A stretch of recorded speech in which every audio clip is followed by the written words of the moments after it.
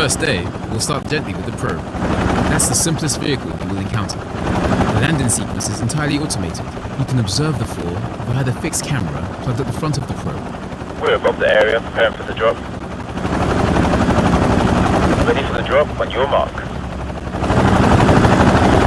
You can switch to the external camera with the camera key to observe the automatic landing thrusters. Press the camera key several times to look between the different cameras.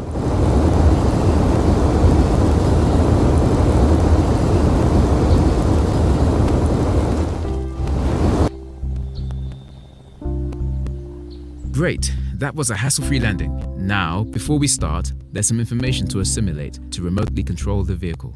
Let's go through them one by one, starting with location info at the bottom left corner. Each element of the interface can be minimized and maximized by clicking the Minimize/Maximize button with the mouse cursor. Use the right mouse button to show and hide the cursor, then click on the Maximize button of the location panel to reveal its info.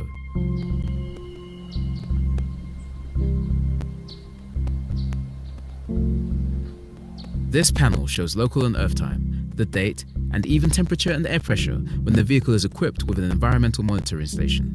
The next one is the mission panel at the top left corner. You can see here the vehicle's name, the SOLs, for Solar Day on Mars, since the start of the mission, and the distance traveled by the vehicle. Let's go through the 4 drop-down tabs one by one. The Mission tab provides detailed information about the current mission and its objectives. Click on the Tasks arrow to switch to an overview of all the unachieved tasks assigned to the current mission. Logs events of the mission and vehicle.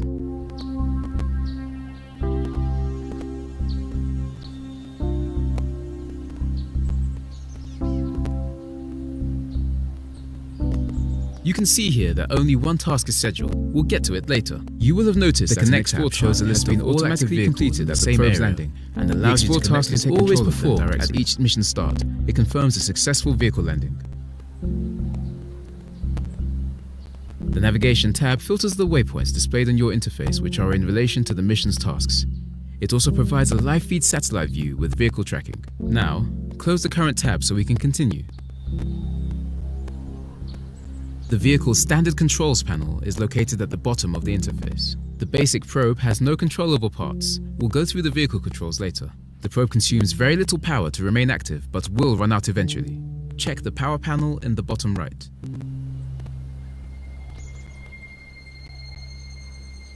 Currently available power is displayed as a blue bar at the top of the panel. Charge and drain rate fields indicate immediate charge and drain values in watt-hours. The bar at the bottom indicates the amount of auxiliary power in chemical batteries, which serves to refill available power. The basic probe has a single camera at its bottom and can have one single measuring instrument. The panel at the top right corner is divided into Cameras and Instruments tabs. Open the Instruments tab. First is a list of all the instruments installed on the vehicle. Our probe only embarks on an environmental analysis station. Clicking on an instrument will highlight it. Highlighted instruments have their status and information displayed below the list along with a button to operate them. Double-clicking on the instrument will select it and open the instrument HUD. Now select the EAS. The instrument HUD that's just superimposed on the interface shows complementary information, including controls to operate the current instrument. You can switch between 3 HUD modes, Instrument, Standard, and Camera, with the corresponding icon at the top of the screen, or cycle them with the HUD missions are the switch to the standard HUD, and we can finally start with the mission. Mostly used for analyze the atmosphere, but they can also monitor or analyze and nearby atmosphere. This is exactly the task you are assigned now. You can have a look at it requiring any special position or distance to the target. Note that moving an instrument while it is sampling will compromise the sample process and you will have to start over.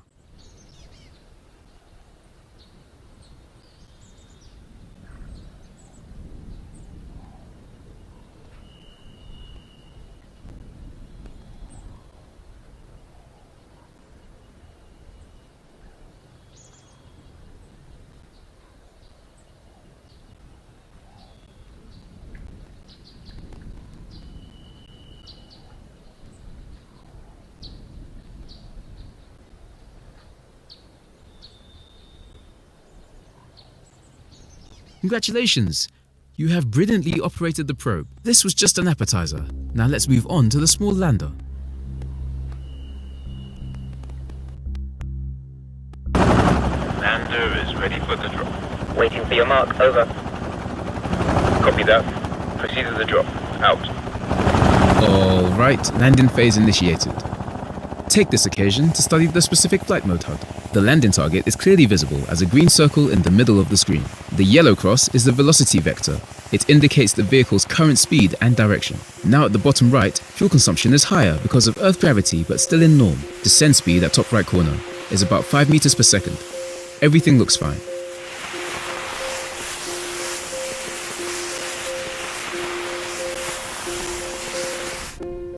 Once landed, the lander switches to standard mode, displaying a standard HUD. As you can see, all vehicles share the same on-screen interface. Let's now have a look at the standard controls panel. It consists of primary and secondary controls. Their purpose is to control a specific element embarked on the vehicle. Scroll through the elements of this lander by clicking on the small left and right buttons of the primary and secondary interface. A mouse icon indicates that the selected element can also be controlled with the mouse.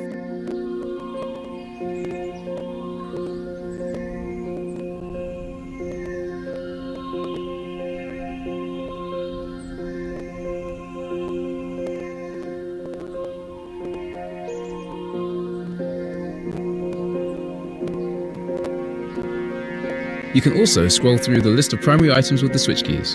Then, use the movement keys, or the dedicated 4 arrows primary interface to control the selected primary item. For secondary controls, you can also use the switch keys to scroll through the list of secondary items. Then, use the movement keys, or the dedicated 4 arrows secondary interface to control the selected secondary item. For a summary of the controls, open the Options menu, go to the Key Bindings tab, and select the Vehicle section.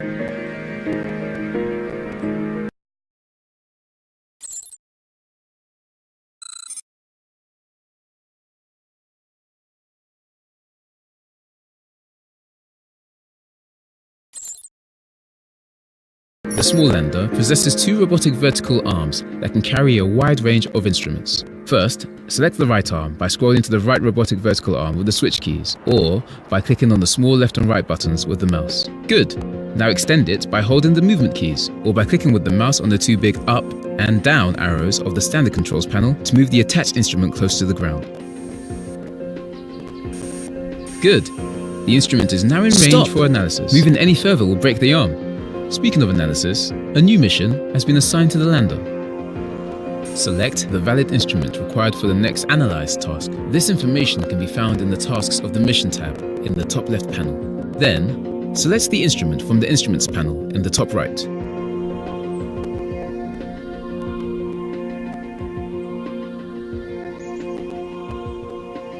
Unlike environment instruments, note, active instruments like the alpha particle X-ray spectrometer, or APXS, require an exact positioning in relation to their target. They are mostly mounted on a robotic arm for its ability to adjust their position and distance to the target. APXS irradiates a surface up to 100 millimeters away to discover elements contained in the analyzed area. Once irradiating is complete, when ready, the sample analysis follows. When the analysis is over, you can monitor the mission's completion in the Mission tab. And voila! You've done a great job. You've been assigned a new task. Repeat what you just learned to perform it. Assess the task, then select and make the proper use of the instrument.